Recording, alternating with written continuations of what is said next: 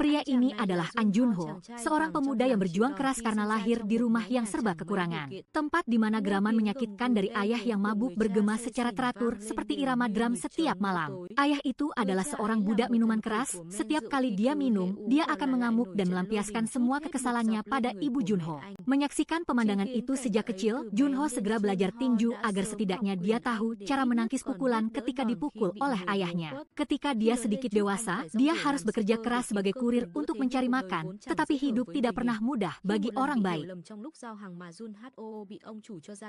Dia juga menyadari bahwa dia tidak terlalu tertarik dengan pekerjaan yang mengharuskan dia berada di jalan seperti ini. Jadi, dia dengan jelas meminta majikannya untuk membayar gaji untuk hari-hari di mana dia telah mengorbankan keringat dan air mata. Tetapi mendapatkan uang tidaklah mudah, orang tua itu terus berputar-putar dari alasan satu ke alasan lainnya. Merasa tidak ada gunanya, Junho tidak repot-repot berdebat, tetapi segera melompat ke kendaraan yang digunakan majikannya untuk mencari nafkah dan langsung pergi ke pegadaian. Hari-hari berlalu secepat kedipan mata. Karena dia terlihat sangat tampan, Junho dengan cepat menarik perhatian negara dan dipanggil untuk wajib militer dengan sedikit kebingungan. Begitu dia menginjakan kaki di barak, dia langsung dilemparkan ke dalam pusaran baris berbaris siang dan malam bersama dengan pelatihan yang keras. Waktu makan lebih berharga daripada emas, karena dia harus selesai makan dan membersihkan diri dalam waktu kurang dari 3 menit. Dan jika hanya satu orang dalam tim yang melakukan kesalahan, seluruh peleton akan melakukan push-up bersama selama lebih dari 2 jam. Kehidupan di militer membuat Junho merasa seperti baru saja melangkah ke tempat yang lebih menderita daripada neraka dunia. Namun, setelah 3 bulan berjuang dengan disiplin yang ketat dan dengan tinggi yang menonjol di atas 175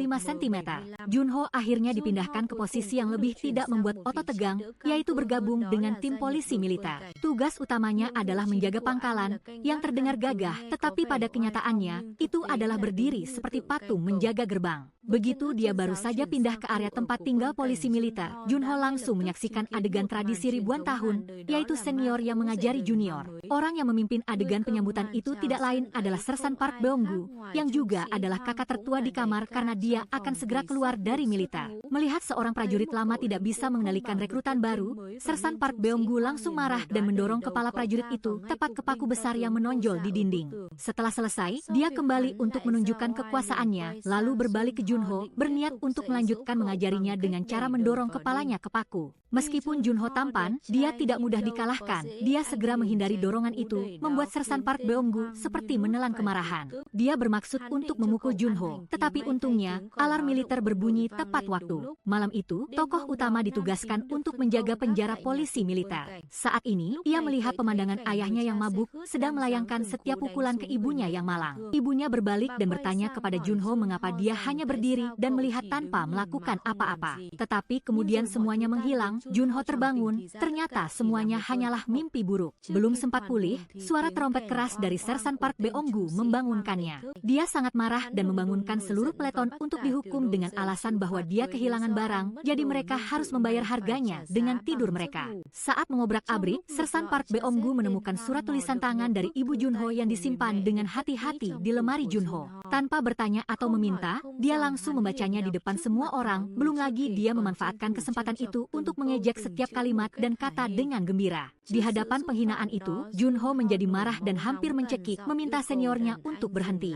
Tindakan ini sama saja dengan mengajukan permohonan untuk dipukul. Jadi Sersan Park Beong-gu segera mengancam akan mengambil senjata panas dan memukul Junho hingga babak belur. Tetapi sebelum dia sempat mengeluarkannya, Sersan Park Beong-gu, seseorang dengan pangkat yang lebih tinggi, tiba-tiba muncul. Dia berteriak keras, memanggil semua orang ke lapangan untuk mencabut rumput, tetapi dia tidak mengerti mengapa Sersan Park ingin bertemu Junho secara pribadi.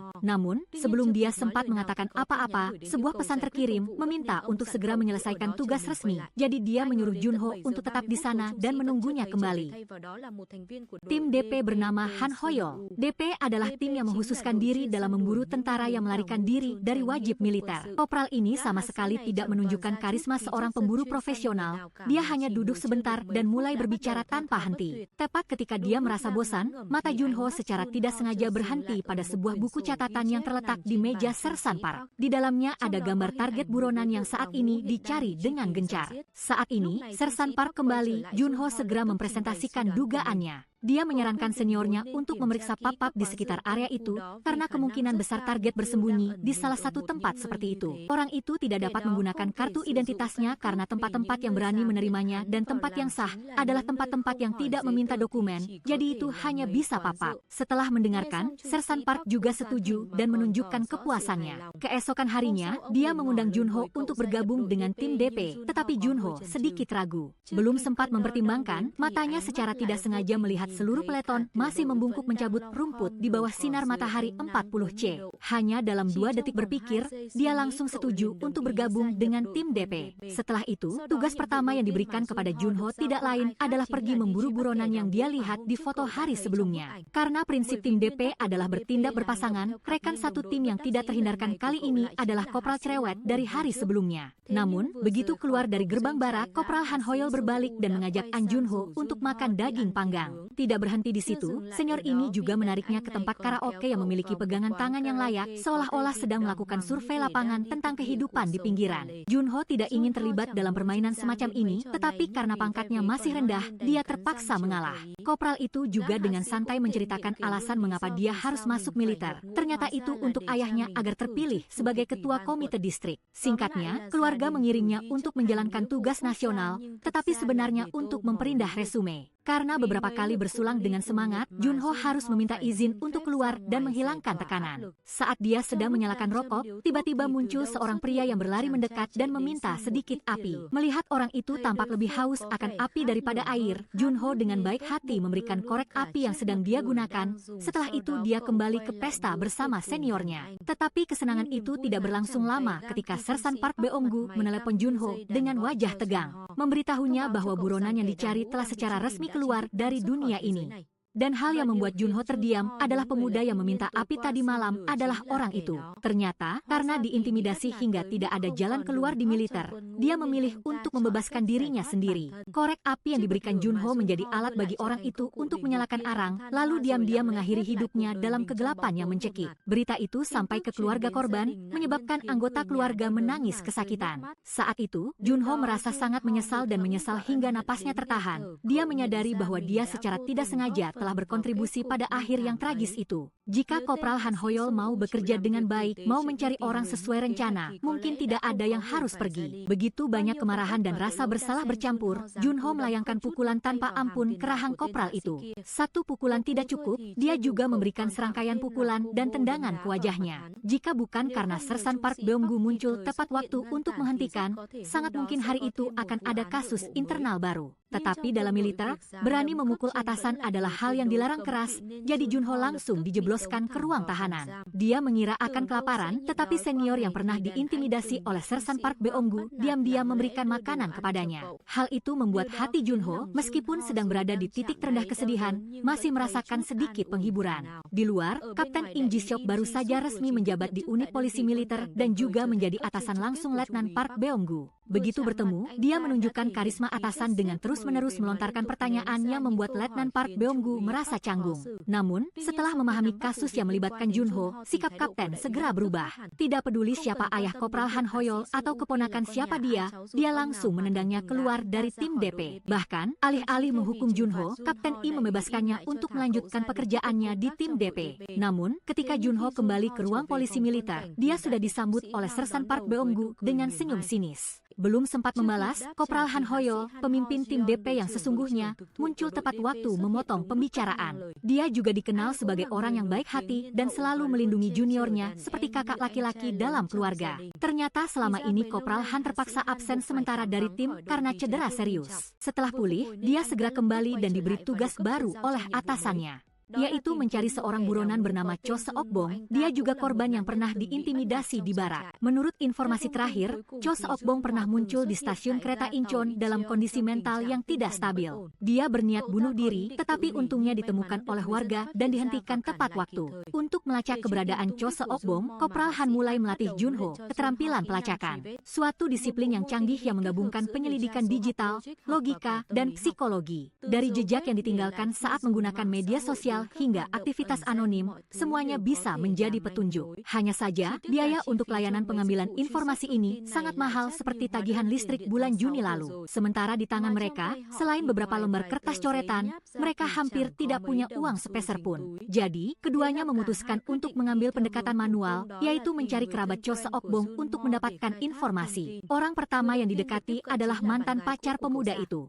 Tetapi ketika ditanya, gadis itu menjawab bahwa mereka sudah putus sejak lama dan tidak ada kontak lagi. Namun, dengan mata yang tajam dan naluri seorang kakak yang mengerti, Kopral Han tidak mudah tertipu oleh kata-kata itu. Dia mengatakan kepada gadis itu bahwa Cho Seok-bong masih memiliki perasaan yang mendalam padanya karena dalam buku harian yang ditinggalkan, dia menulis banyak tentang gadis itu. Mendengar itu, gadis itu tidak bisa menyembunyikan keterkejutannya. Setelah itu dia juga berjanji bahwa jika dia bertemu Cho Seok-bong lagi atau mendapat berita apapun, dia pasti akan segera menghubungi. Tetapi Junho berpikir Kopral Han sedang merayu gadis itu. Tetapi Kopral Han tidak banyak bicara dan langsung mengeluarkan buku harian Cho Seok-bong. Keduanya terus melacak jejak dari tempat kerja lama kekenalan dan akhirnya ibu kandung Cho Seok-bong. Begitu mendengar nama putranya disebut, ibu Cho Seok-bong hampir menangis. Tidak hanya khawatir, tetapi dia juga mengambil uang dan menyodorkannya ke tangan kedua orang itu, berharap mereka dapat membantu menemukan keberadaan putranya yang hilang kontak. An Junho buru-buru menggeleng menolak, tetapi kebalikannya, Kopral Han Hoyo langsung menerima uang itu.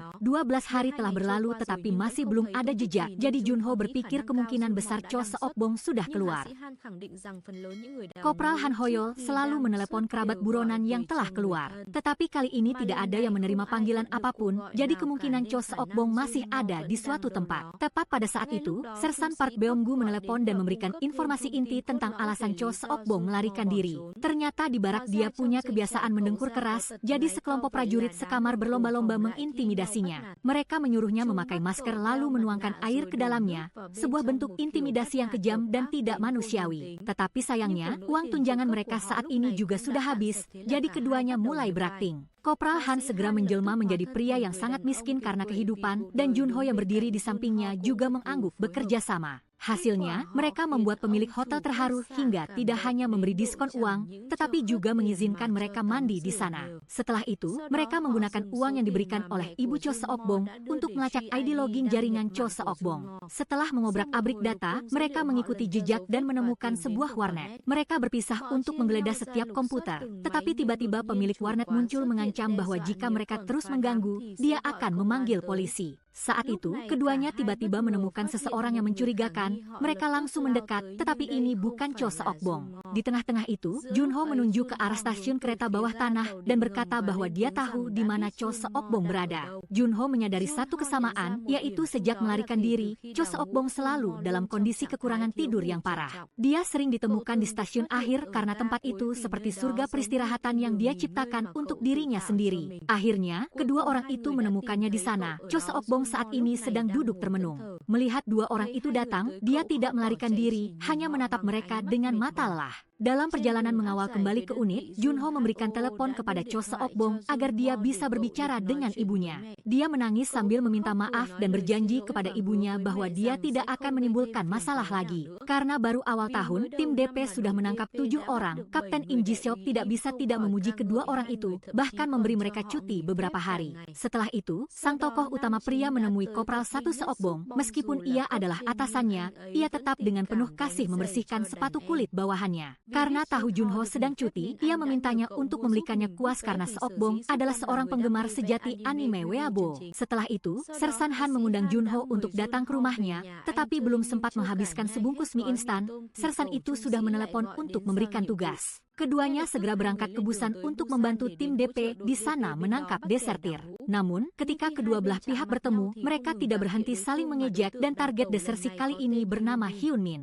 Dia pernah bekerja untuk geng pembunuh bayaran, jadi bisa dikatakan dia adalah subjek yang berbahaya. Mereka melacak lokasi Hyun Min, kemungkinan besar dia ada di rumah ayah kandungnya atau di rumah pacarnya. Namun, tim DP di sana memilih untuk pergi ke rumah ayah kandung, sisanya menjadi bagian mereka berdua. Tetapi Sersan Han sangat kesal, ia menyadari bahwa pihak lawan hanya ingin menangkap target sebelum mereka, oleh karena itu mereka memberikan lokasi rumah pacar. Namun, Junho segera menyadari hal itu, sehingga ia mengingat alamat rumah ayah Hyun Min. Min. Namun, Hyun Min ini sama sekali tidak baik. Setelah desersi, ia pulang ke rumah dan hidup menumpang pada ayahnya, bahkan membentak orang tua itu seolah-olah ingin membalas dendam. Meskipun begitu, ketika sang tokoh utama pria datang mencari, sang ayah membantu menahan mereka agar Hyun Min bisa melarikan diri. Namun, Hyun Min juga bukan orang biasa. Dengan lompatan ringan ia sudah berada di seberang gedung dan terus-menerus melemparkan benda-benda untuk menghalangi mereka. Ketika Sersan Han berhasil menghadang jalan depannya, tiba-tiba punggungnya terkilir. Melihat itu, Hyun Min tidak bisa menahan tawa. Namun, sang tokoh utama pria berhasil menangkapnya,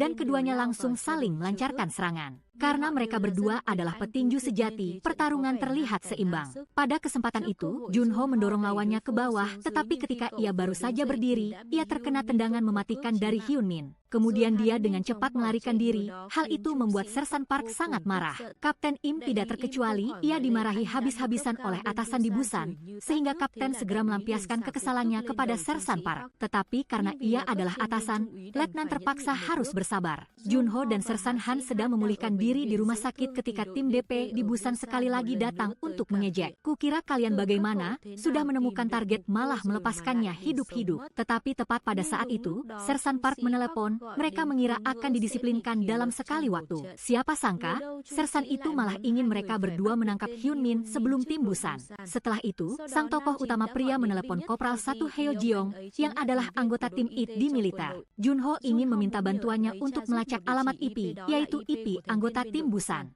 Awalnya Kopral 1 Heo menolak, tetapi setelah Junho berjanji akan membelikannya seporsi bun bohu dari Vietnam, Kopral 1 Heo langsung menerimanya. Mereka segera mencari alamat IP dan menemukan bahwa itu adalah sebuah pusat perbelanjaan. Setelah bertanya kepada resepsionis, keduanya mengetahui bahwa pacar Hyun Min pernah bekerja di sana. Resepsionis itu bahkan mengungkapkan bahwa Hyun Min adalah seorang gigolo. Maka, keduanya segera pergi ke bar sesuai perkataan gadis itu setelah menyelidiki semua gigolo di sana. Mereka mengetahui bahwa Hyun Min hanya bekerja paruh waktu di sana, artinya ia juga bekerja di banyak tempat lain. Mereka bahkan mengatakan bahwa Hyun Min adalah pria yang bergantung pada pacarnya, dan pacarnya sangat memanjakannya. Untuk melanjutkan penyelidikan, mereka pergi ke 22 bar di kota dengan harapan menemukan keberadaan Hyun Min. Untungnya, di bar terakhir, mereka bertemu dengan pacar Hyun Min. Oleh karena itu, Junho berpura-pura menjadi gigolo dan dengan cepat mendekati gadis itu. Bahkan gadis itu mengajak Junho untuk minum kopi pagi. Diketahui gadis itu bernama Yong Oke. Melalui percakapan itu, sang tokoh utama pria menyadari bahwa gadis itu masih sangat mencintai Hyun Min.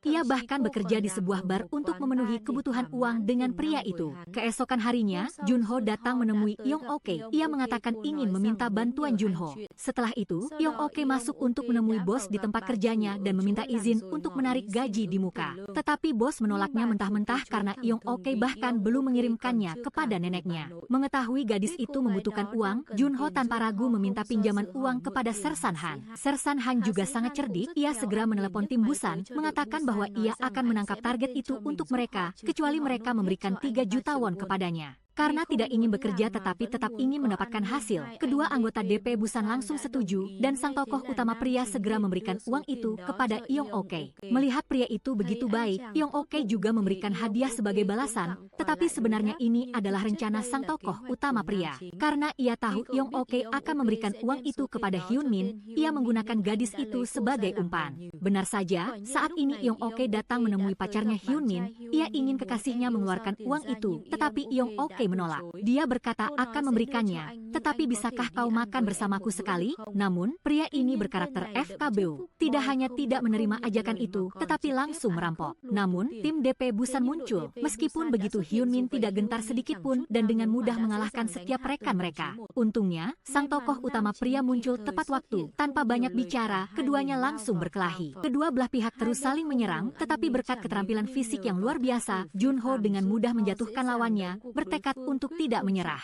Hyun Min mulai mengeluarkan pisau, tetapi Sersan Han berhasil menerjang tepat waktu untuk mengakhiri perkelahian dan dengan mudah memasangkan borgol besi pada Hyun Min. Namun, uang yang dia curi dari pacarnya yang malang itu ternyata adalah voucher hadiah, sedangkan uang tunai yang asli telah disembunyikan oleh Yong Oke di bawah tutup kloset. Dia segera menelepon untuk berterima kasih kepada Junho lalu segera pergi secara diam-diam. Karena tim tokoh utama pria telah menangkap Hyun Min, Kapten Im sangat marah.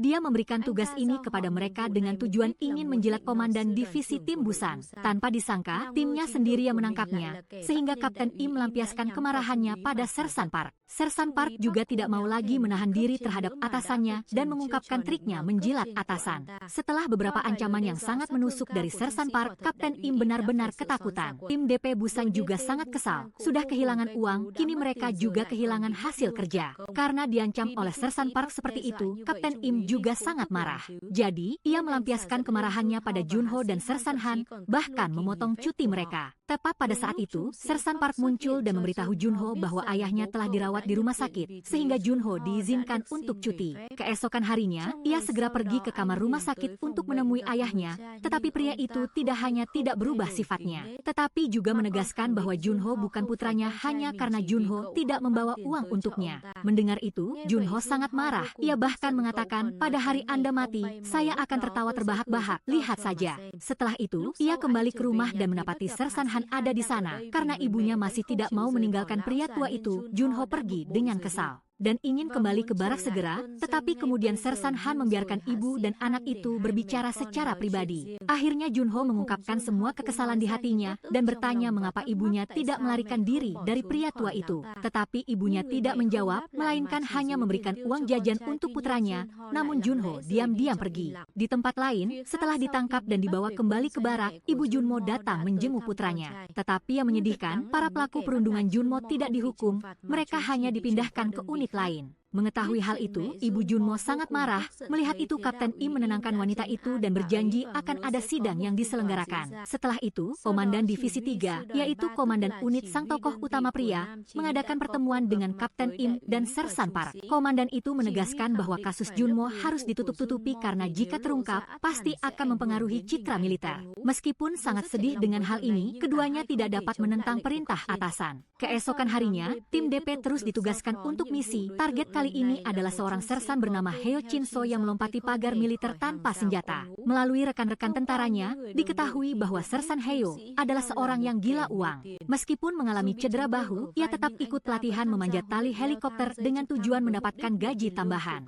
Yang lebih penting, Sersan Heo sangat mahir dalam taruhan, belum ada satupun anggota peleton yang pernah mengalahkannya. Itu karena Sersan Heo menggunakan software pihak ketiga, ia selalu menerapkannya pada masalah Monty Hall untuk memenangkan taruhan. Setelah itu, tim tokoh utama pria mencari ke rumah Sersan Heo dan menemukan bahwa ia tinggal bersama neneknya sejak kecil. Namun neneknya mengalami demensia. Nenek itu bahkan salah mengira Sersan Han sebagai cucunya, sehingga mereka tidak mendapatkan informasi tambahan apapun. Namun, ketika mereka kembali, mereka melihat sebuah tim pembongkaran rumah karena lingkungan ini sedang dibongkar untuk pembangunan. Untuk melanjutkan penyelidikan, keduanya menemui teman kuliah target. Melalui cerita temannya, diketahui bahwa Sersan Heo adalah siswa terbaik saat masuk universitas, dan ia juga bukan orang yang suka bermain-main. Ia adalah orang yang berambisi, tetapi karena uang yang diberikan pemerintah terlalu sedikit, ia melakukan berbagai pekerjaan di sekolah untuk mendapatkan uang. Di sini, teman Heo Chin-so juga menjelaskan tentang masalah Monty Hall, yaitu masalah yang meningkatkan probabilitas pilihan. Misalnya, jika Anda memilih salah satu dari 3 pintu, kemungkinan untuk memilih yang benar adalah 1/3. Tetapi ketika Anda tahu satu jawaban salah dan Anda beralih ke pintu lain, probabilitas benar bukan lagi 50-50, tetapi 2/3. Oleh karena itu, Anda hanya perlu mengubah hasil pilihan awal, maka Anda pasti akan menemukan pintu yang benar. Meskipun begitu, setelah mendengar tentang masalah ini, Junho dan Sersan Han juga tidak mengerti apa-apa. Tiba-tiba ada panggilan masuk, ternyata di ujung sana adalah Sersan Heo. Ia menyarankan mereka untuk berhenti mengejarnya. Mendengar itu, keduanya terkejut bagaimana Sersan Heo tahu mereka sedang mengejarnya. Keduanya segera melihat ke sekeliling dan memang menemukan seseorang asing berpakaian serba hitam. Kemudian mereka langsung mengejar target, tetapi sayangnya mereka kehilangan jejak dan bahkan terpancing masuk ke asrama wanita. Karena itu, kedua rekan itu dimarahi habis-habisan oleh seorang sersan. Setelah itu, sang tokoh utama pria kembali ke kamar tidur polisi militer, lalu prajurit Seokbong membangunkannya. Saya Seokbong yang secara langsung membuat rahang seorang prajurit baru bergeser. Senior itu tidak lagi sebaik sebelumnya. Tetapi tidak ada asap tanpa api, selain diintimidasi oleh sersan bernama Huang, senior Seokbong juga menerima banyak tekanan dari senior lainnya. Bahkan ada kalanya mereka menyuruh Seokbong membuka celananya dan mengancamnya untuk menangkap tupai lalu memasukkannya ke dalam toples agar mereka lihat. Saat ini Seokbong menyuruh para prajurit baru berbaris lalu terus memukuli mereka satu persatu. Karena itu, sang tokoh utama pria sangat kecewa sehingga ia menyuruh kelompok rekrutan baru itu untuk beristirahat. Hal itu membuat seniornya sangat marah. Saat sersan bernama Huang muncul, karena ia telah memerintahkan Seokbong untuk mendisiplinkan para rekrutan baru. Namun ia tidak melakukannya, sehingga ia secara langsung menginjak tangan Seokbong. Setelah itu, ia juga memaksa sang tokoh utama pria untuk menyerang seorang prajurit baru, bahkan ia memberikan contoh kepada Junho. Tepat pada saat ia hendak memukul sang tokoh utama pria, Sersan Han datang untuk menghalangi. Lalu ia menarik Junho ke sebuah ruangan gelap dan berpura-pura mendisiplinkan bawahannya seolah-olah memang begitu. Junho juga sangat kooperatif, sehingga mereka berhasil mengelabui Sersan bernama Huang. Tetapi di sana, sang tokoh utama pria menceritakan kembali masalah Monty Hall yang diterapkan pada kehidupan prajurit Heo Chinso. Diketahui ia putus sekolah untuk masuk wajib militer. Jika diasumsikan ia melakukannya untuk meninggalkan neneknya, maka tidak akan ada masalah lain. Tetapi jika diasumsikan ia ingin melindungi neneknya, maka akan ada dua masalah yang terjadi. Pertama, neneknya menderita demensia. Kedua, rumahnya telah dibongkar, sehingga ia desersi untuk mencari uang demi neneknya. Dan hari sebelumnya, Sersan Heo telah mengetahui bahwa tim tokoh utama pria sedang mengejarnya. Setelah berpikir dan memperhitungkan beberapa saat, mereka tahu di mana Sersan Heo bersembunyi. Mereka dengan cepat menemukan target. Sersan Heo mencoba lari tetapi segera ditangkap. Ia ingin bertemu neneknya untuk terakhir kali. Sungguh menyedihkan neneknya tidak mengenalinya. Meskipun begitu ia tetap berlutut meminta maaf kepada neneknya. Setelah itu, Sersan Heo juga mengungkapkan alasan mengapa ia harus desersi, yaitu karena neneknya sakit demensia dan rumahnya cepat atau lambat akan dibongkar. Jadi, ia bergabung dengan tim pembongkaran rumah dengan tujuan mencari uang untuk memasukkan neneknya ke panti jompo. Setelah mendengar cerita pahit seperti itu, Sersan Han membuka borgol target. Mereka membiarkannya tinggal untuk mencari uang dan memasukkan neneknya ke panti jompo. Setelah selesai, Kopral 1 Heo harus menyerahkan diri. Mengetahui hal itu, rekan Heo tidak berhenti menangis dan sangat berterima kasih kepada mereka berdua. Di sisi lain, An Junho harus menjaga markas sementara seniornya terus menggertaknya. Dia memaksa An Junho untuk mengikuti perintahnya, tetapi kali ini An Junho menolak. Melihat hal itu, dia menyerangnya dengan ganas. Tidak bisa bersabar lagi, An Junho melawan dengan sekuat tenaga dan terus memukul wajah seniornya dengan topinya lalu pergi begitu saja dari barak. Tak lama kemudian, kabar ini sampai ke komandan. Sersan Park ingin meluncurkan pencarian besar-besaran dan meminta bantuan dari polisi. Hal itu membuat komandan sangat marah karena jika dilakukan, media dunia akan tahu dan saat itu status militer akan menyentuh titik terendah sosial. Jadi, dia ingin melacak An Junho secara diam-diam dan masalah ini diserahkan kepada kelompok pemeran utama pria. Untuk melakukan penyelidikan, Junho mencari pusat seni tempat An Junho pernah mengajar. Di sana, seorang murid memberinya petunjuk penting situs web pribadi tempat ia secara teratur mengunggah cerita yang ia gambar. Sementara itu, Sersan dan Kopral mencari teman dekat An Junho di unit yang sama. Si gendut juga memberitahu mereka bahwa selama cuti terakhir, An Junho menunjukkan perilaku yang sangat aneh. Saat itu, keduanya sedang menonton film ketika tiba-tiba seseorang menabrak dan memaki An Junho. Lalu An Junho menjadi marah dan mengancam akan menghajar lawannya. Saat ini, Junho mengunjungi senior itu yang merupakan rekan yang wajahnya dipukul berulang kali oleh An Junho. Awalnya, pria ini masih sangat keras kepala dan memprovokasi Junho, tetapi setelah diancam oleh Junho akan membongkar rahasia gelap di militer, sikapnya menjadi kurang arogan dan menceritakan kepadanya hal penting. Ternyata Sersan Huang, yang suka menggertak orang lain, sudah waktunya keluar dari militer. Tetapi sebelum mengucapkan selamat tinggal kepada unit, dia ingin An Junho melupakan masalah lama mereka. Namun, An Junho tidak berpikir demikian, jadi dia ingin Huang meminta maaf kepadanya. Akan tetapi, Sersan Huang hanya meminta maaf secara formalitas, yang membuat An Junho sangat marah. Sementara itu, setelah mendapatkan akun dan kata sandi situs web pribadi An Junho, menurut penyelidikan pihak IT, mereka menemukan file baru yang baru saja diunggah. Itu adalah cerita anime yang menggambarkan kehidupan memalukan An Junho di militer. Dia bahkan menggambar proses malam pelarian, dan tiba-tiba muncul gambar An Junho membawa pisau untuk membalas dendam kepada Sersan Huang. Merasa ada lebih banyak bahaya daripada kebaikan, mereka melacak alamat IP terakhir yang diakses An Junho. Ternyata ia berada di terminal hutan bus yang menuju Seoul. Mendengar berita itu, pemeran utama pria segera mencarinya, bahkan tim DP Busan juga datang membantu. Kemudian mereka segera berpencar untuk mencari, tetapi kemudian pemeran utama pria bertemu An Junho di bus. Dia ingin seniornya menghentikan semuanya, tetapi An Junho langsung menyerangnya lalu mengambil kesempatan untuk melarikan diri melalui pintu. Namun tim Busan menangkapnya, tetapi hanya sekitar 1 detik kemudian Sersan Park juga bertemu target. Begitulah, pengejaran mengerikan pun terjadi. Mengambil kesempatan, An Junho bersembunyi di bioskop, tetapi Kopral Han dengan cepat menemukannya. An Junho mengacungkan pisau. Khawatir akan keselamatan semua orang, Kopral Han memejamkan mata dan membiarkannya melarikan diri.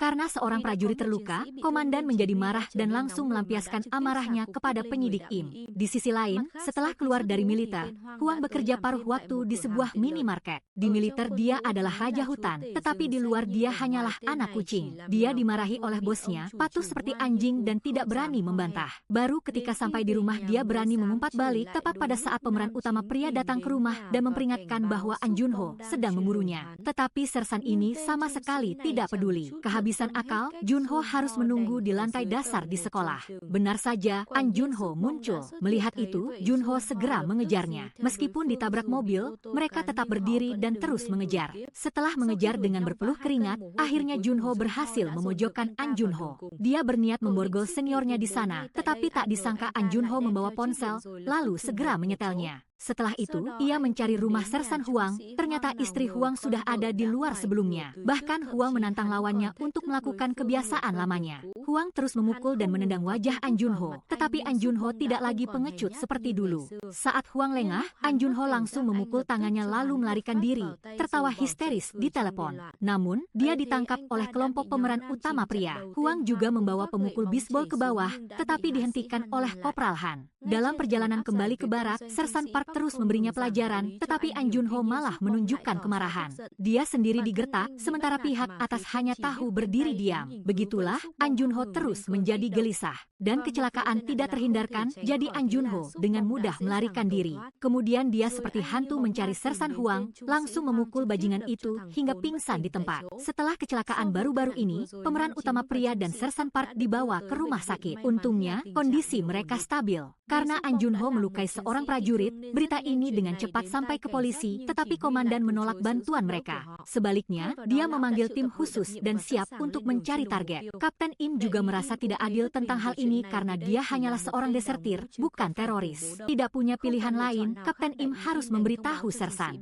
Sementara itu, Sersan Huang telah dibawa ke terowongan untuk membalas dendam atas perundungan di militer. An Junho terus memukuli mulut lawannya hingga dia terus memuntahkan sirup. Karena itu, Huang mengirim sinyal minta tolong kepada polisi, sehingga mereka dengan cepat menemukan terowongan tersebut. Tetapi ketika kedua petugas masuk untuk mencari, An Junho telah menahan Sandra dan membawanya ke tempat lain. Pihak pemeran utama pria juga telah tiba di lokasi. Sersan Park ingin keduanya masuk sementara dia akan menahan tim khusus di sini. Di dalam, saat An Junho lengah, Huang mulai melawan.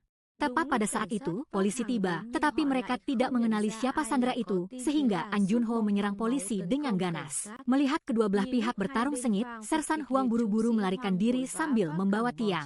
Junho juga telah sampai di lokasi. Melihat polisi memukuli seniornya seperti itu, dia meminta petugas itu berhenti. Tak disangka, polisi bahkan berencana memukulinya. Akhirnya, An Junho menarik ketiganya ke pagar besi. Kemudian dia mengambil kesempatan untuk pergi, tetapi pemeran utama pria mengikutinya. Sebagai gantinya, An Junho tanpa ragu mengacungkan senapan ke arah juniornya dan memperingatkan Junho agar tidak mengikutinya. Di luar, komandan membawa tim khusus ke lokasi, tetapi Sersan Park menghalanginya. Dia menegaskan bahwa An Junho bukan teroris, bahkan menghentikan pukulan atasannya. Sementara itu, Sersan Huang belum lari jauh, An Junho telah menemukannya sambil membawa senapan. Terdesak seperti itu, Huang menggunakan trik ribuan kelemahan. Dia meminta An Junho memaafkannya. An Junho mengungkapkan ketidakpuasan di hatinya. Juga karena perundungan memalukan kalian, aku berkali-kali berniat mengakhiri hidupku.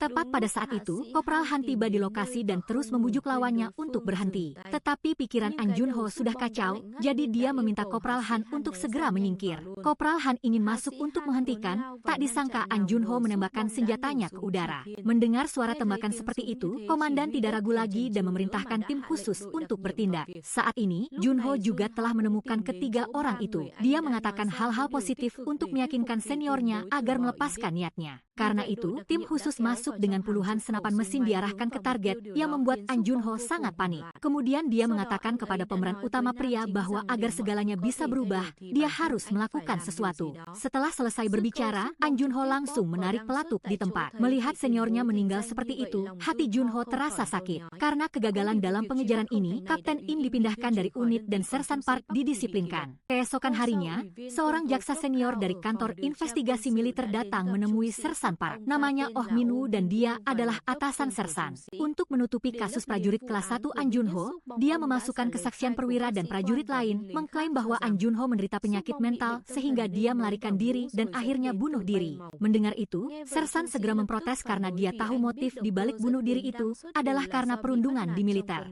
Melihat hal itu, Oh Min-woo menjadi marah dan mengancam Sersan agar tahu diri. Tepat pada saat itu, Kapten Im menyela dan dia segera menarik Sersan keluar. Dia sendiri tidak menghormati atasan itu, tetapi dia berpikir bahwa Sersan harus setuju dengan kesaksian itu. Jika tidak, kasus ini akan meluas ke pengadilan militer. Saat itu tidak hanya divisi mereka yang hancur, tetapi juga pemeran utama pria dan Kopral Han akan terlibat. Sersan Park telah didisiplinkan, Kopral Han harus dirawat di rumah sakit karena trauma psikologis, jadi tidak ada lagi yang melindungi Junho. Oleh karena itu, dia terus diolok-olok oleh tentara lama. Mereka bahkan memaksanya mengambil air untuk mandi para ayah sementara mereka hanya berdiri di satu tempat merokok. Karena kegagalan menangkap An Junho, komandan itu dipecat digantikan oleh komandan lain yang sama-sama lemah. Dia ingin tim DP melanjutkan operasi, tetapi Kopral Han sedang dalam pemulihan. Jadi dia menunjuk Junho sebagai kapten tim dengan tambahan rekan kerja lain, seorang prajurit baru bernama Park Sewung. Keesokan harinya, keduanya meninggalkan barak. Junho dengan antusias mengajari juniornya. Seperti yang pernah Kopral Han ajarkan kepadanya, tetapi si wajah bodoh ini sama sekali tidak peduli. Ternyata dia adalah anak orang kaya. Dia meminta ayahnya untuk memasukkannya ke tim DP karena dia pikir bekerja di tim DP bisa bepergian dengan bebas. Bahkan ketika pemeran utama pria tidak ada, anak ini membicarakannya di belakang dengan teman-temannya. Dia mengatakan bahwa hanya dengan berpura-pura bodoh sedikit, dia bisa menipu mereka semua. Saat ini, pemeran utama pria sedang memperbaiki meja air. Dia melihat di luar, prajurit kelas 1 Heo dari tim IT militer sedang dirundung oleh sekelompok tentara lama. Pemimpin mereka mengatakan bahwa hanya karena kegagalan mereka menangkap An Junho, tim khusus mereka harus dibubarkan. Mendengar itu, prajurit kelas 1 Heo sangat marah, tetapi jelas ketika An Junho dirundung oleh sersan itu, kalian juga ikut-ikutan dia, kan? Mendengar itu, mereka tidak banyak bicara tetapi dengan kejam memukul prajurit kelas 1 Heo seperti babi. Pemeran utama pria menyaksikan seluruh adegan ini. Saat ini, hantu An Junho muncul di sampingnya, dia mengatakan bahwa segalanya masih tidak bisa berubah. Mendengar itu, Junho tidak lagi malu, dia pergi mencari para tentara lama itu. Dia bertanya mengapa kalian melakukan itu pada prajurit kelas 1 Heo. Mereka tidak hanya tidak menjawab, tetapi langsung melemparkan sepatunya ke wajah Junho lalu terus melontarkan penghinaan. Pemeran utama pria sudah mencapai batasnya, jadi dia langsung memukul jatuh salah satu dari mereka. Dia hendak memukul pria itu lagi, tetapi tak disangka juniornya dari tim DP menyela. Baru kemarin dia membicarakan keburukan Junho, tetapi setelah menyaksikan Junho begitu tangguh, sejujurnya anak ini sampai terkencing-kencing di celana. Tetapi Sersan Park telah mengetahui tindakan mereka, sehingga Junho dihukum lari mengelilingi lapangan. Setelah itu, setelah mempertimbangkan dan juga untuk melindungi junior di bawahnya, Sersan setuju untuk mengikuti kata-kata kapten. Tetapi pena belum menyentuh kertas, tiba-tiba alarm berbunyi. Setelah ditanya, ternyata ada insiden penembakan di area terlarang militer. Ternyata si gendut, teman An Junho, juga merupakan korban perundungan di militer. Setelah kepergian temannya, si gendut tidak bisa bersabar lagi. Jadi, dia langsung mencabut pistolnya lalu terus menembak mulut para perundung. Setelah selesai, dia melarikan diri dari militer. Tak lama kemudian, kabar ini sampai ke tim DP. Menyadari desertir itu bersenjata, anak kaya itu ketakutan setengah mati dan tidak berani lagi tinggal di tim DP. Karena itu, Junho berniat memberitahu pihak atas, tak disangka Sersan Park telah dipulihkan jabatannya. Karena anak kaya itu telah keluar dari tim, Sersan mengatakan Kopral Han akan kembali ke tim. Tetapi setelah kepergian An Junho, Kopral Han mengalami trauma psikologis. Tetapi setelah diperiksa, dia sama sekali tidak sakit, namun dia tidak bisa berbicara. Tepat pada saat itu, TV menyiarkan berita tentang si gendut. Melihat itu, Kopral Han terkejut. Ternyata beberapa bulan yang lalu, Kopral Han melihat tentara lama merundung si gendut. Melihat ketidakadilan seperti itu, dia mengusir para tentara lama itu, tetapi Kopral Han sangat menyesal. Jika saat itu dia mengatakan akan membantunya nanti, segalanya tidak akan sejauh ini. Setelah itu, konferensi pers kasus si gendut pun diadakan. Letnan Kolonel Seo Eun dari Wakil Tim Investigasi Khusus Militer memperlihatkan kepada semua orang foto di tempat kejadian 2 prajurit meninggal dan 11 orang terluka. Untuk menghindari konsekuensi di masa depan, pihak militer menegaskan bahwa setelah menentukan lokasi target, mereka akan mengantar si gendut kembali ke pangkuan Ibu Pertiwi. Situasinya menjadi tegang. Di sisi lain, di warung ayam milik si gendut, orang-orang yang berdiri di sana sangat panik, bahkan ada anggota keluarga korban. Setelah itu, ibu kandung si gendut keluar dan meminta maaf kepada keluarga korban. Tetapi sang ibu menegaskan bahwa putranya melakukan hal itu juga karena para pelaku perundungan di barak. Mendengar itu, keluarga korban semakin terprovokasi. Saat ini, Sersan Han Hoyol telah kembali, namun ia masih belum bisa membuka mulut. Melihat hal itu, An Junho tidak bisa menahan rasa kasihan pada seniornya. Di sisi lain, Oh Minwoo dan Kolonel Seo Eun sedang berbicara ketika tiba-tiba Sersan Park Bunggu dan Kapten Im Ji Seop menerobos masuk. Kapten Im Ji Seop tidak mengerti mengapa dia harus menyerang si gendut di mata publik seperti itu, sama saja dengan mendorongnya ke ujung tanduk. Namun saat ini si gendut telah melakukan siaran langsung yang meluas, ia mengakui perbuatannya dan mengungkapkan perundungan di barak. Jika ia tidak melakukannya, ia khawatir mereka akan menghabisinya terlebih dahulu dan ia tidak mengerti mengapa atasan tahu tentang hal itu, tetapi hanya mengabaikannya. Mendengar semua hal yang harus dialami putranya di barak, sang ibu terlalu terkejut hingga pingsan. Tepat pada saat itu, Sersan Park Bunggu menemukan bahwa atasannya Oh Minwoo sedang melakukan sesuatu yang mencurigakan. Oleh karena itu, saat lelaki tua itu pergi, Sersan Park Bunggu dan Kapten Im Ji Seop menyelinap masuk ke kamar. Mereka terkejut menemukan sebuah dokumen rahasia, tetapi bahkan sebelum sempat melihatnya, Oh Minwoo telah kembali. Namun, Sersan Park Bunggu memanfaatkan pangkatnya yang lebih tinggi dan memaksa lelaki tua itu untuk mengungkapkan kata sandinya. Ini dia kata sandi untukmu. Hanya dengan 2 tendangan, Sersan Park Bunggu sudah tergeletak di lantai, lalu ia langsung mengunci keduanya di dalam kamar. Segera setelah itu, Letnan Kolonel Seo Eun menerima telepon dari putrinya. Sang putri mengatakan bahwa ayahnya membutuhkan bantuan. Ternyata Letnan Kolonel Seo Eun dan Kapten Im Ji Seop pernah menjadi suami istri tetapi bercerai karena perbedaan pendapat. Saat ini, Sersan Park Bunggu menyarankan untuk ikut mencari si gendut, tetapi Letnan Kolonel Seo Eun mengatakan tidak perlu mencari lagi karena ia akan datang sendiri kepada mereka. Pihak si gendut, karena obatnya untuk sindrom Tourette telah habis, ia diam-diam pergi ke apotek. Di sana, ia melihat sebuah video ibunya dicela dan dimaki-maki oleh orang-orang. Air mata si gendut tak berhenti menetes. Ini semua adalah rencana Letnan Kolonel Seo Eun. Ia menyebarkan video itu untuk memprovokasi si gendut. Mengetahui hal itu, Sersan Park Bunggu sangat marah. Meskipun demikian, Letnan Kolonel Seo Eun tidak mengerti mengapa mereka harus mentolerir seorang penjahat. Namun saat ini, militer telah mengepung warung ayam milik si gendut. Penembak jitu juga telah bersiap di tempat. Mereka memutuskan untuk menjadikan ibu si gendut sebagai umpan. Benar saja, saat ini si gendut muncul dengan granat di tangan. Ia siap mati bersama lawannya. Namun, puluhan senapan mesin diarahkan kepadanya. Situasi semakin tegang. Karena si gendut menyandera ibunya, Letnan Kolonel Seo Eun ragu untuk memberi perintah tembak. Saat ini, Sersan Park Bunggu menelepon Kopral Han Hoyol. Ia mengatakan bahwa mereka harus melakukan sesuatu untuk menyelamatkan nyawa si gendut. Segera setelah itu, Kopral Han Hoyol melakukan siaran langsung di lokasi kejadian. Tujuannya untuk menahan militer agar tidak mengeluarkan perintah tembak. Tetapi dengan sangat cepat, penyedia layanan internet mengganggu video tersebut. An Junho dan Kopral Han Hoyol juga dikendalikan di tempat. Dan saat Letnan Kolonel Seo Eun bersiap untuk memberi perintah tembak, tiba-tiba sang ibu berlari ke putranya dan berhasil mencegah si gendut mencabut pin granat. Ada seseorang yang berdiri untuk melindunginya. Ia memeluk ibunya dan menangis seperti anak kecil. Untuk menyelamatkan situasi di hadapan publik, Letnan Jenderal Jaun melangkah maju, berperan sebagai pahlawan. Ia dengan tenang mengambil granat dari tangan si gendut. Ia mengatakan si gendut harus dihukum tetapi akan ada sidang pengadilan yang adil. Di luar ia mengatakan itu, tetapi di belakang ia ingin bawahannya Oh Minwoo mencegah sidang pengadilan itu. Karena jika sidang pengadilan terjadi, pers dan pusat hak asasi manusia akan menyerang. Saat itu Kongres juga akan turun tangan. Mereka mengira An Junho dan Kopral Han Hoyol akan dipenjara karena merusak rencana militer. Tetapi ternyata mereka malah diberi penghargaan. Tetapi Sersan Park Bunggu menyadari bahwa mereka ingin menutup kasus ini dengan cara yang positif. Segera setelah itu, tim DP terus ditugaskan untuk misi. Target buronan kali ini adalah Seomin. Karena ia adalah orang dengan gender ketiga, ia telah diintimidasi dan dihina di militer. Tetapi ketika mendengar nama ini, Kopral Han Hoyol sedikit terdiam. Ternyata 10 bulan yang lalu, Kopral Han Hoyol dan si rambut panjang pergi untuk mengejar Seomin, tetapi identitas mereka terungkap. Seomin sangat panik sehingga ia dengan agresif menusukkan pisau ke perut Kopral Han Hoyol. Saat ini, mereka telah tiba di bar yang sama pada hari itu, tetapi tidak ada informasi tentang Seomin. Oleh karena itu, keduanya meminta bantuan kantor polisi dan seorang polisi memberitahu mereka. Nama Seomin ada di daftar pelanggan geng sosial bawah tanah di kota. Dengan sangat cepat, mereka berpura-pura menjadi pelanggan dan mencari pemimpin geng, kemudian orang ini membawa mereka berdua ke mobil tertutup rapat. Tetapi ketika pintu dibuka, puluhan preman menyambut mereka.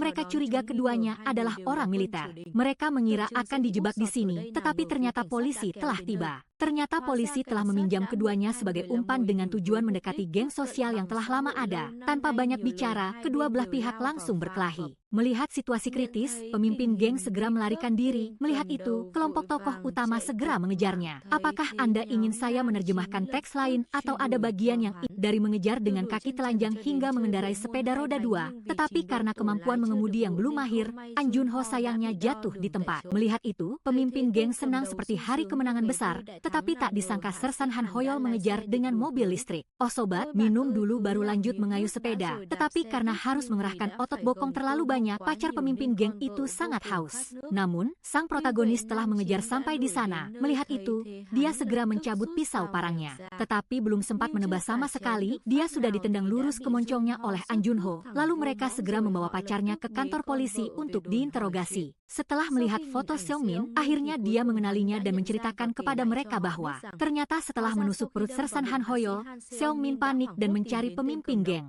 Ia memohon padanya untuk membantunya membuat identitas palsu untuk melarikan diri ke luar negeri, bahkan ia menceritakan dan menawarkan diri untuk potong alat kelamin. Kehabisan akal, pemimpin geng itu mengarahkannya ke tempat pembuat identitas palsu. Saat ini, Seomin tinggal di kamar sewaan, ia harus melakukan 2 pekerjaan sekaligus. Di siang hari, ia bekerja sebagai buruh, dan di malam hari, ia bekerja sebagai penyanyi di bar karena di sana ia bisa hidup sesuai dengan identitasnya. Berdasarkan petunjuk dari pemimpin geng, kelompok protagonis mendatangi markas besar Tuan Besar pembuat identitas palsu. Mereka berpura-pura menjadi desertir dan menawarkan diri untuk bekerja di sana. Melihat itu Tuan Besar langsung setuju. Karena ia sendiri adalah seorang desertir, ia sangat memahami perasaan keduanya. Tetapi belum mengerti apa-apa, sudah ada orang yang mengetahui identitas mereka. Karena itu, kedua bersaudara itu memilih rencana 36, yaitu melarikan diri, sementara mereka dengan gila-gilaan membawa barang-barang untuk mengejar dari belakang. Saat ini An Junho bersembunyi di sudut gelap, tiba-tiba seorang gadis menariknya masuk. Ternyata gadis ini adalah Jeon,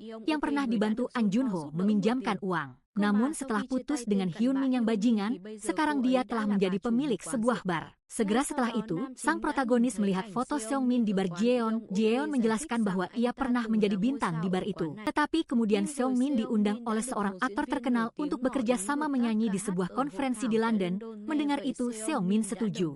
Hanya beberapa hari setelah itu, ia juga dibuatkan paspor palsu oleh Tuan Besar. Meskipun demikian, Jeon berharap ia tidak tertangkap dan dapat hidup sesuai dengan mimpinya. Setelah mengetahui ceritanya, An Junho pergi. Untuk berterima kasih atas uang 3 juta yang telah ia bantu, Jeon mengatakan bahwa lain kali mereka bertemu, ia akan mentraktirnya makan dengan jumlah uang yang setara. Setelah itu, ia dan Sersan Han Hoyol pergi ke bandara dan diberi petunjuk penting oleh resepsionis. Beberapa hari yang lalu, Seong Min datang untuk melakukan prosedur keberangkatan ke London, tetapi mereka menemukan paspor palsu. Karena terlalu panik, Seong Min melarikan diri. Meskipun ia jatuh dan kepalanya terbentur ke tanah, ia tetap berusaha keras untuk terus berlari. Hingga kehabisan tenaga, ia terduduk lemas di jalan tol. Benar saja, ketika kelompok protagonis tiba di tempat, Seong Min telah meninggal karena kehilangan banyak darah. Keesokan harinya, Kolonel Seo Eun datang menemui Kapten Im Ji Seop. Ternyata ia telah dicopot dari jabatannya hanya karena ragu-ragu saat mengeluarkan perintah menembak si gendut. Saat ini, ia menyerahkan USB dokumen rahasia yang sebelumnya Kapten Im Ji Seop dan Sersan Park Bunggu ingin lihat tetapi dicegah oleh atasannya Oh Min-woo. Jika ini bocor keluar, semua hal buruk di barak semuanya akan terungkap.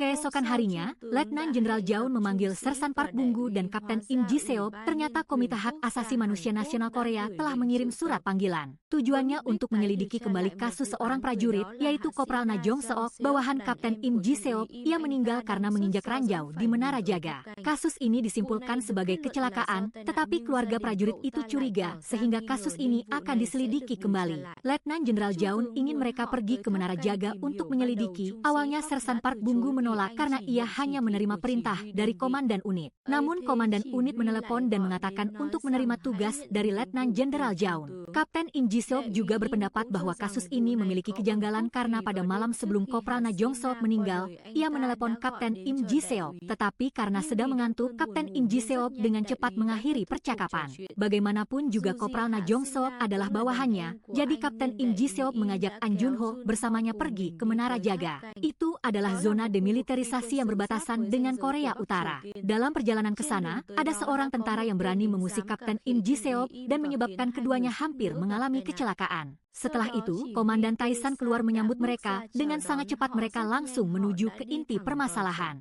Diketahui bahwa pada hari Kopral Na Jong-seok meninggal, ia sedang berpatroli dengan unitnya. Tetapi sayangnya seorang tentara baru menginjak ranjau. Menggantikan tentara baru itu, Kopral Na Jong-seok mempertaruhkan nyawanya untuk menahan pin ranjau untuknya, lalu perlahan-lahan melepaskan kawat bom di sana. Tetapi ketika ia berdiri, sebuah ledakan besar terjadi. Untuk melanjutkan proses penyelidikan, mereka menginterogasi tentara baru yang diselamatkan nyawanya oleh Kopral Na Jong-seok. Diketahui bahwa tentara itu bernama Shin Ah-hui, yang merupakan tentara yang mengusik Kapten Im Ji-seop. Karena ia tidak memiliki alibi, Kapten Im Ji-seop semakin curiga terhadap orang ini. Keesokan paginya, Sersan Park Bunggu menelepon sang protagonis dan memberinya petunjuk penting. Ada seorang tentara baru yang selalu menentang atasannya, dan orang itu tidak lain adalah Shin Ah-hui. Sedangkan atasan itu adalah Kopral Na Jong-seok. Jadi mereka sekali lagi menginterogasi rekrutan baru Shin Ah-hui. Tetapi sikap orang ini tetap sangat sombong, menyangkal semua yang terjadi. Sebagai gantinya, Kapten Im Ji-seop memberikan bukti yang menegaskan bahwa pada hari itu hanya ada Kopral Na Jong-seok dan dia di Menara Jaga. Dari sini, Kapten Im Ji-seop membuat hipotesis bahwa Shin Ah-hui memancing Kopral Na Jong-seok ke Menara Jaga. Lalu ia terus memprovokasi atasannya dan sayangnya Kopral Na Jong-seok menginjak ranjau. Namun Shin Ah-hui tetap sangat arogan, menantang mereka untuk menemukan kebenaran.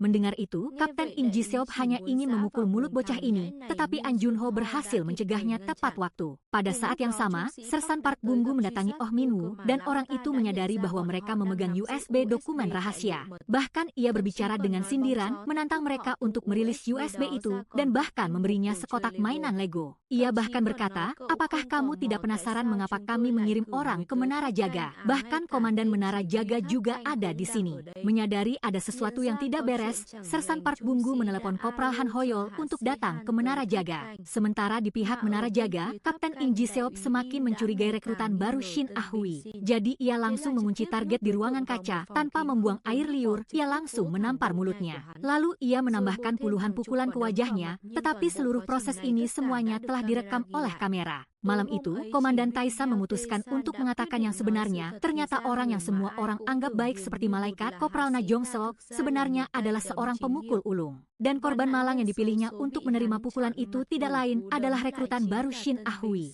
Dalam sekali kejilaan seperti biasa, Kopral Na Jong-seok secara tidak sengaja menginjak ranjau, dan dia pun tewas. Rekrutan baru Shin Ah-hui menyaksikan pemandangan itu dengan mata kepalanya sendiri, sehingga ia jatuh ke dalam lingkaran trauma psikologis. Oleh karena itu, suasana hatinya berubah-ubah, terkadang seperti orang yang kehilangan jiwa, terkadang seperti akan meledak. Ia tahu betul bahwa jika insiden itu bocor, Shin Ah-hui pasti akan diseret ke pengadilan militer. Dan jika itu terjadi, insiden itu tidak berbeda dengan bom nuklir media yang akan meledak, sehingga seluruh unit memutuskan untuk menutupi masalah ini. Namun, tak disangka semuanya berada di tangan Letnan Jenderal Jaun, karena ia tahu betul bahwa mereka memegang USB yang berisi dokumen mengejutkan. Dia segera menyusun rencana licik, berpura-pura menyebarkan informasi untuk memancing Kapten Im Ji-seop mencari tahu ke Menara Jaga, tetapi sebenarnya itu adalah jebakan. Hanya menunggu Kapten Im Ji-seop bertindak lalu diam-diam merekam adegan pemukulan itu. Belum selesai, mereka bahkan menyiapkan koran dengan judul Kapten memukul rekrutan baru. Dan jika mereka tidak ingin nama Im Ji-seop muncul di halaman depan koran, pihak tim DP harus menyerahkan USB itu dengan patuh.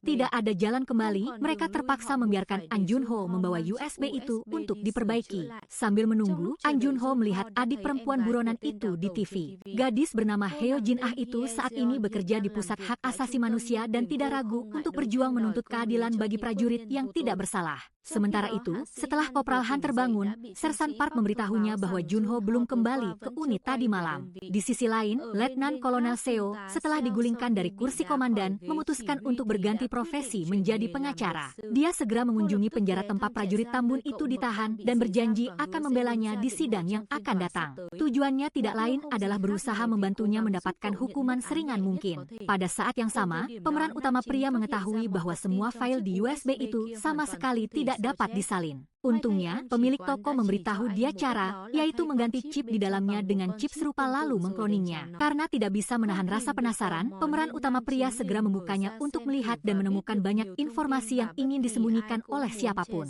Di dalam drive itu terdapat seluruh gudang data rahasia yang disimpan dengan sangat aman oleh militer, terutama informasi yang sangat sensitif terkait dengan insiden penembakan yang dilakukan oleh prajurit Tambun itu. Satu hal yang patut diperhatikan dalam tumpukan dokumen itu adalah nama prajurit kelas 1 Jo Seok-bong yang diduga masih hidup setelah rentetan peluru yang tidak adil itu. Menurut hasil otopsi, kematian Jo Seok-bong bukan disebabkan oleh tembakan fatal, tetapi karena keterlambatan pertolongan pertama saat menunggu helikopter datang untuk menyelamatkan. Ternyata pada saat itu, helikopter ambulans dari komando terlambat tiba, menyebabkan luka ringan berubah menjadi maut. Jelas, jika informasi ini bocor ke media, militer pasti akan menghadapi badai kritik dari publik di seluruh negeri. Menghadapi situasi itu, Letnan Jenderal Zhao En segera mengadakan konferensi pers darurat. Dia mengumumkan insiden penembakan yang menyebabkan prajurit kelas 1 Jo Seok-bong tewas. Namun, sandiwara itu diinterupsi oleh Letnan Kolonel Seo yang baru saja menjadi pengacara dan kini berada dalam mode tanya jawab yang mendesak. Letnan Kolonel itu dengan lembut bertanya tentang operasi penyelamatan, tetapi Letnan Jenderal langsung mengatakan bahwa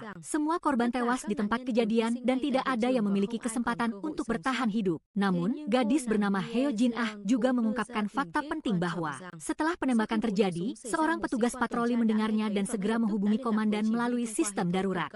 Itu berarti butuh hampir 1,5 jam bagi tim penyelamat untuk tiba di tempat kejadian. Menghadapi serangan logis dan tajam itu, Letnan Jenderal menjadi kaku dan menolak menjawab. Saat itu, Heo Jin-ah juga menerima panggilan telepon dari Junho. Dia mengungkapkan seluruh kebenaran tentang kematian prajurit kelas 1 Jo Seok-bong kepadanya dan membuat janji bertemu di rumah Abu. Sementara itu, di unit, meskipun Kopral Han hanya punya beberapa jam lagi sebelum secara resmi melepaskan seragam militernya, tetapi dia tetap meminta Sersan untuk memberinya satu misi terakhir, yaitu melacak keberadaan prajurit kelas 1 Junho. Mereka berdua pergi bersama ke rumah pemeran utama pria untuk menemui ibunya. Di sana, mereka menerima kata-kata dari sang ibu bahwa Junho bilang akan segera kembali. Sang ayah yang mabuk duduk di sudut rumah juga mendengar seluruh percakapan. Tidak butuh waktu lama, dia segera menemui Oh Min-woo dan di hadapan daya tarik uang, dia mengungkapkan bahwa putranya menyimpan USB itu. Kedua Sersan dan Kopral Han kembali berangkat untuk melacak Junho, tetapi tiba-tiba telepon berdering dan peneleponnya tidak lain adalah Junho. Dia menyatakan dengan tekad penuh bahwa dia akan kembali, tetapi untuk memperbaiki semua ketidakadilan yang disebabkan oleh sistem busuk ini. Tim IT tidak menyanyiakan sedetik pun dan segera melacak lokasi panggilan, namun prajurit kelas 1 An Jinho dipanggil ke ruang komandan. Di sana, dia ditekan oleh Letnan Jenderal untuk mengungkapkan lokasi Junho. Dan tentu saja, setelah lokasi itu berada dalam jangkauan, Letnan Oh Min-woo segera mengumpulkan pasukan dan langsung menuju lokasi yang telah ditentukan. Di sisi ini, Junho, setelah memberitahu Heo Jin-ah tentang lokasinya, langsung membuang teleponnya ke tempat sampah dan kemudian naik kereta untuk pergi. Namun, tepat di atas kereta, dua prajurit mengenali kenalan itu. Seorang prajurit pergi untuk menghilangkan stres, tetapi dipukul pingsan oleh Junho, sehingga pertarungan 1 lawan 1 pun pecah. Dengan keterampilan bertarung yang luar biasa, Junho tidak membutuhkan banyak tenaga untuk mengalahkan keduanya. Ketika Letnan Oh Min-woo tiba di tempat kejadian, yang tersisa hanyalah 2 prajurit yang dikunci di toilet. Namun, agar tidak kehilangan jejak untuk waktu yang lama, dia dengan cepat melihat bayangan Junho dari jauh. Junho saat ini baru saja sempat duduk untuk beristirahat sebentar, tetapi kembali dikepung oleh tim prajurit baru. Tidak ada jalan lain, dia langsung mengaktifkan mode pemusnah. Dia menendang seperti menari, meninju seperti badai, membuat seluruh pasukan prajurit jatuh tersungkur. Tetapi ketika dia mengira sudah selesai, tiba-tiba Oh Min-woo muncul dan melayangkan tendangannya membuat dia berlutut. Kopral Han juga telah tiba saat itu, dia mempertaruhkan dirinya untuk menghalangi letnan itu, tetapi sayangnya Kopral Han juga tidak bisa bertahan lama. Sementara itu, Sersan Park saat baru saja menerjang, langsung terkena tamparan yang luar biasa yang membuat rahangnya bergeser ke samping. Memanfaatkan memanfaatkan kesempatan itu, Junho berlari keluar dari kereta tetapi menabrak sosok yang dikenalnya. Itu adalah Hwang Jang-soo, prajurit berambut gondrong yang pernah menjalankan misi pertama bersama Junho. Dia pernah dicap oleh Junho dengan pukulan penuh di wajah di awal film, tetapi kali ini performa Junho tidak seperti sebelumnya. Setelah serangkaian siksaan dari kereta hingga stasiun, Junho kelelahan, sehingga Hwang Jang-soo tidak perlu banyak tenaga untuk menjatuhkannya. Dan saat pemeran utama pria itu belum sadar, dia menginjak dan menghancurkan USB yang berisi dokumen rahasia. Di lokasi lain, Heo Jin-ah diam-diam datang ke alamat yang ditinggalkan Junho, tetapi setibanya di sana, dia tidak melihat siapapun. Berpikir bahwa Junho telah melanggar janji, Heo Jin-ah hendak berbalik, tetapi matanya tanpa sengaja melihat stoples abu adiknya. Dia menemukan tas jeep kecil tersembunyi di dalamnya yang berisi korek api dan USB. Korek api itu adalah benda yang pernah Junho berikan kepada adiknya. Pada saat yang sama, pihak barat berhasil membawa Junho kembali, disertai dengan tatapan dingin dari Hwang Jang-soo. Pria ini tidak hanya dikeluarkan dari unit setelah upaya pelacakan pertamanya dengan Junho gagal, tetapi juga jatuh ke dalam situasi keluarga yang sulit karena ayahnya juga baru saja gagal dalam promosi. Dia menatap Junho dengan geram dan mengatakan bahwa dia telah bekerja keras seperti kerbau sepanjang tahun hanya untuk suatu hari bertemu lagi dan mengirim Junho ke dunia lain. Letnan Oh Moon-woo sangat marah ketika Hwang Jang-soo menghancurkan USB itu, tetapi untungnya dia berhasil memperbaiki USB itu tepat waktu. Namun, ketika dibuka, anehnya tidak ada apa-apa selain jebakan karena yang asli telah disembunyikan Junho di tempat lain dengan cerdik. Karena membantu Junho, baik Kopral Han maupun Sersan Park dimarahi oleh komandan selama beberapa jam.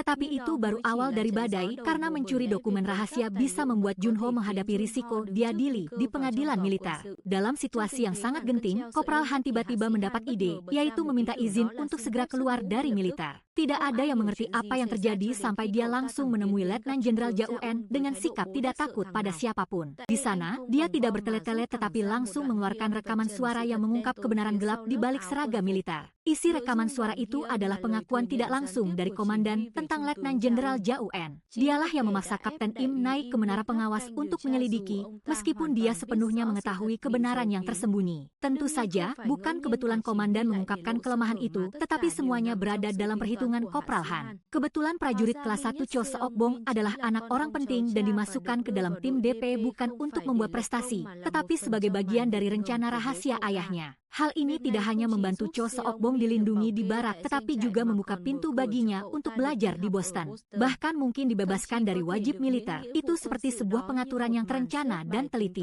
Kopral Han mengeluarkan rekaman suara itu sebagai kartu as untuk memaksa Letnan Jenderal menunda perintah penangkapan Junho jika tidak ingin kebenaran terungkap. Syaratnya sangat jelas, jika setuju, dia akan membawa USB itu sebelum sidang. Jika tidak, bersiaplah melihatnya disiarkan pada jam tayang utama. Di hadapan situasi ini, Letnan Jenderal Jau-en hanya bisa menggertakkan gigi dan mengangguk. Saat itu, Hwang Jang-soo sedang duduk di dalam mobil untuk mengawal Junho ke pengadilan militer. Tetapi Letnan Oh Moon-woo tiba-tiba menelepon dan mengumumkan bahwa perintah penangkapan telah dibatalkan di menit-menit terakhir. Belum sempat mencerna, Junho merenggut borgol di tengah pergumulan, menyebabkan mobil kehilangan kendali. Hwang Jang-soo terjebak di dalam mobil, sementara Junho memanfaatkan kesempatan untuk melarikan diri. Di sisi lain, Heo Jin-ah juga baru saja tiba di barak dan meminta bertemu dengan Sersan Park. Saat bertemu Sersan, dia mengeluarkan tas jeep berisi korek api dan meminta untuk mendengar seluruh kebenaran yang telah disembunyikan. Dalam percakapan itu, dia tidak ragu menyebutkan kematian prajurit kelas 1 Jo Seok-bong yang tidak adil.